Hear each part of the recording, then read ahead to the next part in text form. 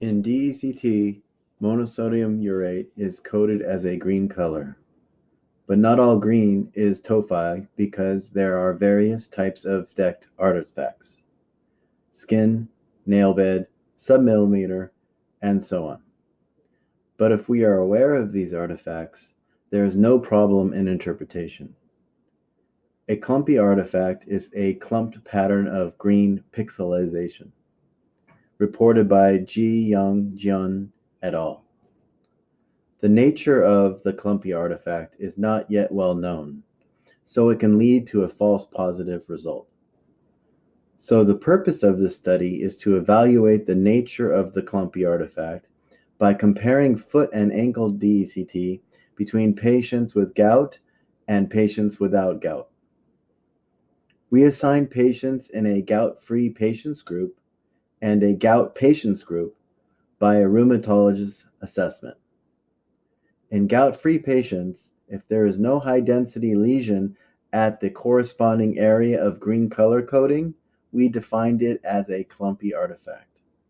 In gout patients, if there is a high-density lesion at the corresponding area of green color coding, we defined it as tophi. And then we analyze its nature.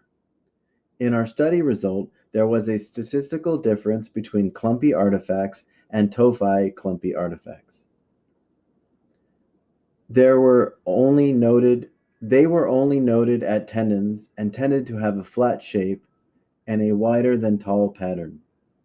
In contrast, tophi were noted at various structures and tended to be angular and oval shaped. There are clumpy artifacts in the flexor hallucis longus tendon and tophi in the spring ligament. Like this, clumpy artifacts tend to be flat and tophi tend to be angular. These are two cases of green color coding at the hallucis longus tendon. In case of the clumpy artifact, it was noted alone. In case of tophi in the tendon, it was noted with a parentendicious green color coding. In our result, all clumpy artifacts were noted alone. In contrast, about half of tophi were noted with a parentendicious green color coding. Clumpy artifacts were frequently noted at DECT at about 77%. The majority of clumpy artifacts are noted in tendons and tend to be flat in shape with a wider than tall pattern. When there is a peritendinous